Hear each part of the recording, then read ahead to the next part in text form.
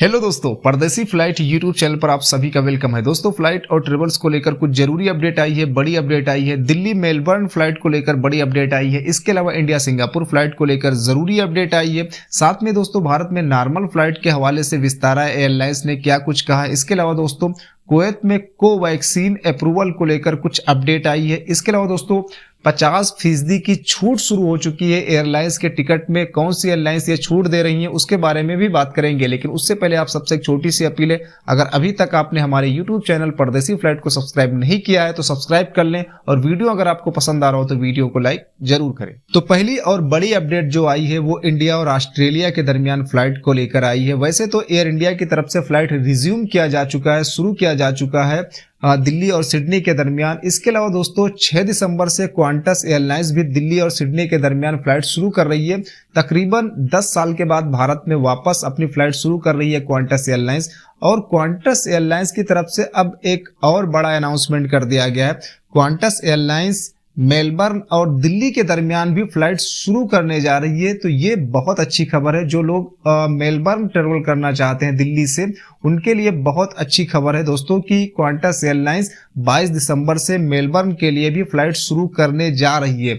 तो 10 साल के बाद भारत में क्वांटस एयरलाइंस वापस आ रही है। पहले इसने घोषणा की कि दिल्ली और सिडनी के दरमियान 6 दिसंबर से फ्लाइट शुरू होगी, लेकिन अब एक और बड़ा अनाउंसमेंट कर दिया गया क्वांटस की तरफ से कि 22 दिसंबर से दिल्ली और मेलबर्न के दरमियान भी फ्लाइट शुरू करेगी। तो बहरहाल दोस्तों, ये अपडेट है इंडिया और ऑस्ट्रेलिया के दरमियान फ्लाइट को लेकर। अगली अपडेट दोस्तों इंडिया सिंगापुर फ्लाइट को लेकर है। तो काफी लंबे इंतजार के बाद 29 नवंबर से इंडिया सिंगापुर फ्लाइट शुरू होने जा रही है। इसके संबंध में एयर इंडिया की तरफ से अब अपडेट आ चुका है। एयर इंडिया ने बताया है कि वो किन किन शहरों से सिंगापुर के लिए फ्लाइट शुरू करेगी। तो एयर इंडिया की तरफ से जो अपडेट दी गई है उसमें बताया गया है कि एयर इंडिया दिल्ली, मुंबई और चेन्नई से सिंगापुर के लिए फ्लाइटें शुरू करेगी।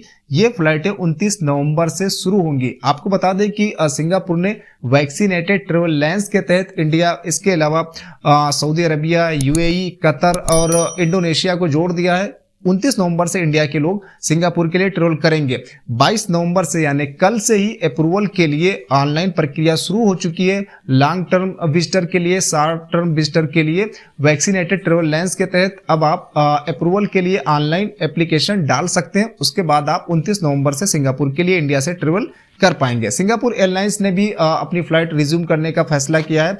29 नवंबर से वो फ्लाइट शुरू करने की बात कही गई है कोलकाता से सिंगापुर के लिए। तो कई सारे फ्लाइट के ऑप्शन अवेलेबल होंगे 29 नवंबर से। अगर आप सिंगापुर ट्रेवल करना चाहते हैं तो 29 नवंबर से अब आप ट्रेवल कर पाएंगे। अगली अपडेट दोस्तों विस्तारा एयरलाइंस की तरफ से। तो विस्तारा एयरलाइंस ने एक बार फिर जोर देकर कहा है कि जो नॉर्मल कमर्शियल इंटरनेशनल फ्लाइटों पर पाबंदी लगी हुई है 30 नवंबर तक, उस पाबंदी का हटना बहुत ही जरूरी है, क्योंकि पाबंदी की वजह से एयरलाइंस कंपनियों को काफी घाटा हो रहा है और अब ये पाबंदी हटनी चाहिए। अभी कुछ दिन पहले ही दोस्तों भारत के जो सिविल एविएशन मिनिस्टर है ज्योतिरादित्य सिंधिया ने, उन्होंने कहा था कि हम हालात की समीक्षा कर रहे हैं कि फ्लाइट खुलने लायक अभी हालात है या नहीं है, और एयर बबल एग्रीमेंट की संख्या भी बढ़ा रहे हैं। उन्होंने कहा कि हमने मॉरिशस के साथ में, इसके अलावा फिनलैंड के साथ में ही जल्द ही एयर बबल एग्रीमेंट किया है, और जरूरत पड़ी तो अन्य देशों के साथ में भी एयर बबल एग्रीमेंट किया जाएगा।